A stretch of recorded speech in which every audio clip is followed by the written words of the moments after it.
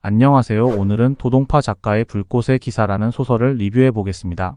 전에 소개한 알브레이트 일대기의 다음 세대이고 주인공도 다르며 개인적으로 불꽃의 기사가 더 재밌다고 생각합니다. 왜냐하면 알브레이트는 처음부터 남다른 힘과 재능을 가지고 태어난 먼치킨이지만 이 소설의 주인공 아이젤리터는 마법사의 재능은 있지만 고작 모닥불이나 촛불만 불 붙일 정도라서 많은 역경을 딛고 일어서야 하는 성장형 주인공입니다.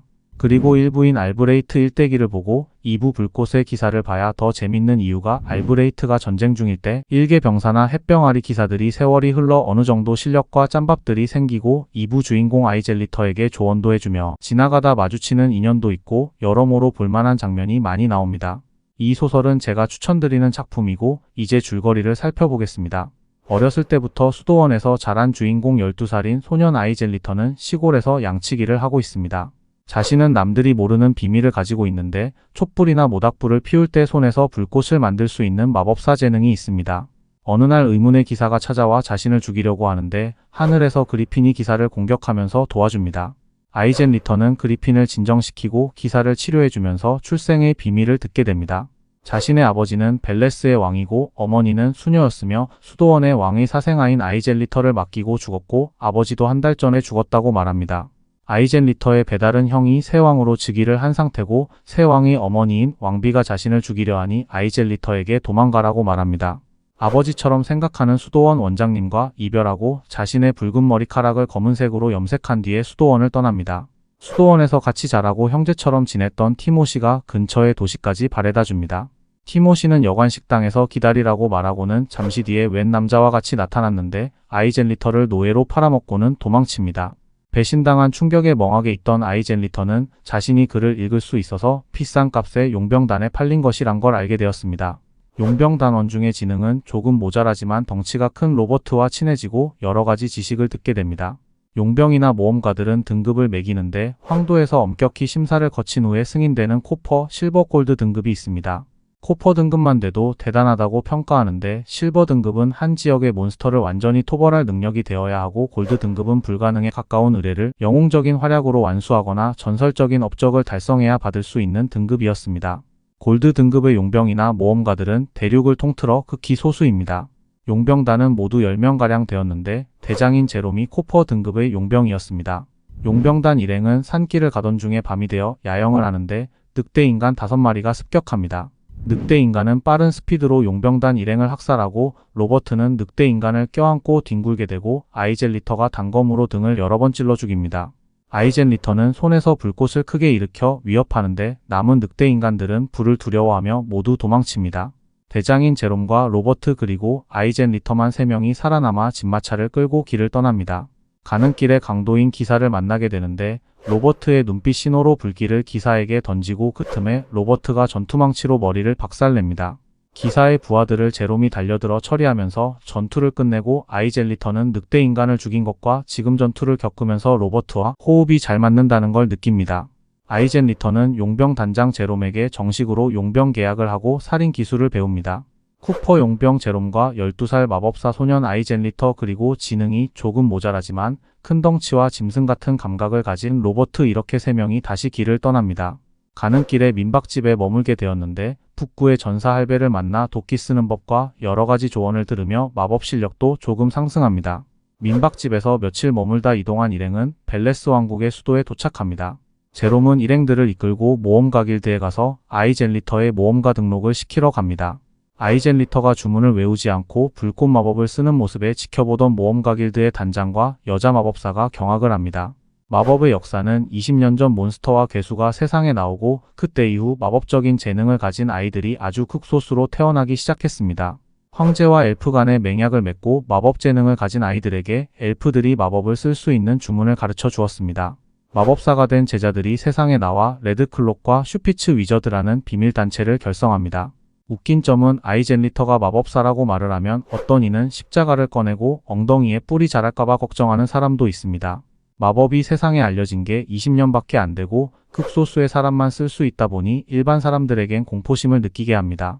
숙소까지 제공해주는 모험가 길드의 대접을 받으며 밖으로 나와서 장비를 구입하고 창녀촌으로 끌고 가는 로버트에게 양해를 구해 혼자 숙소로 이동합니다.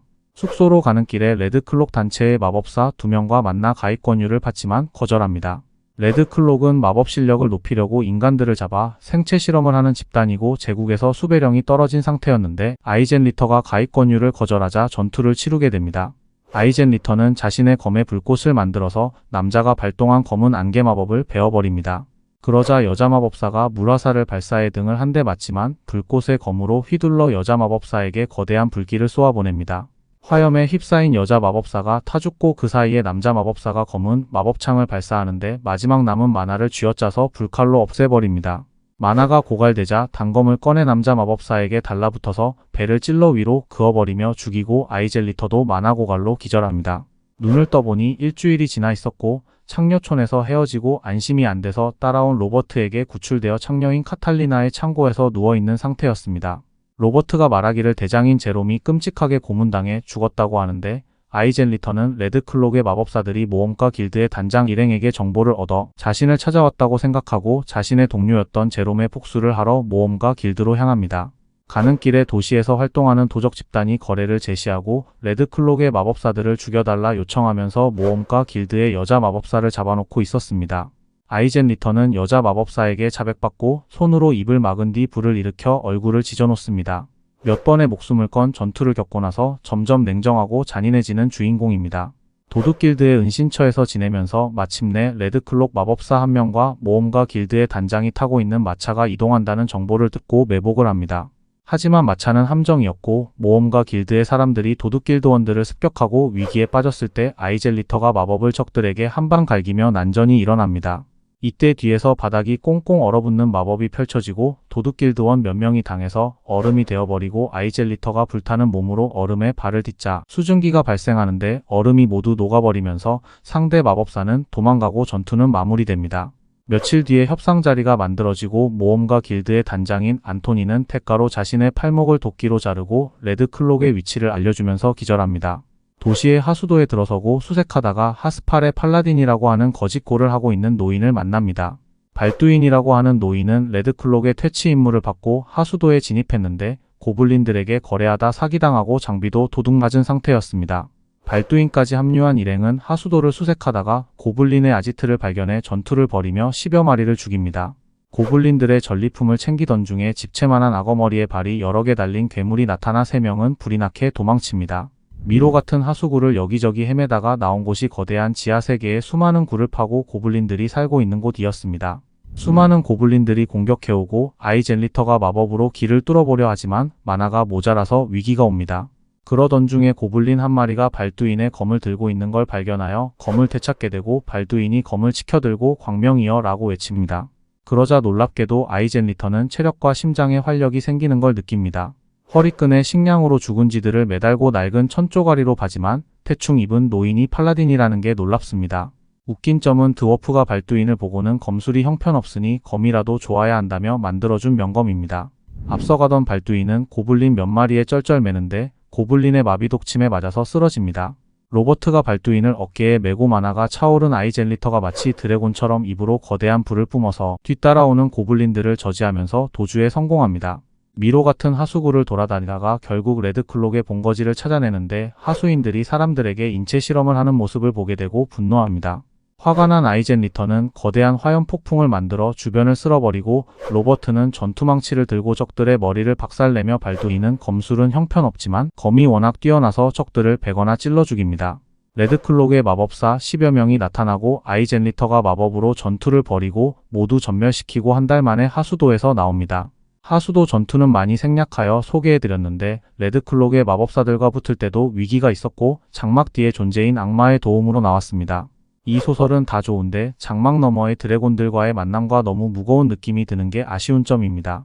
어리지만 냉철한 성격의 아이젠 리터 그리고 머리가 모자라지만 힘과 전투 본능이 뛰어난 로버트 팔라딘이지만 전투 능력도 없고 힐러인 발두인 이렇게 서로 다른 개성을 가진 3명이 만나서 한 번씩 개그 요소도 많이 나오고 도동파 작가의 뛰어난 필력으로 재미있게 풀어갑니다. 새로운 동료들과 친구들이 생기고 또는 죽기도 하면서 정신적인 성장을 이루고 점점 리더로서 자리를 잡아갑니다. 이 소설은 주인공이 많이 구르고 모험도 1부보다 훨씬 많아서 꽤 재밌게 읽었습니다. 3부를 읽긴 해야 되는데 기회되면 리뷰해보겠습니다. 감사합니다.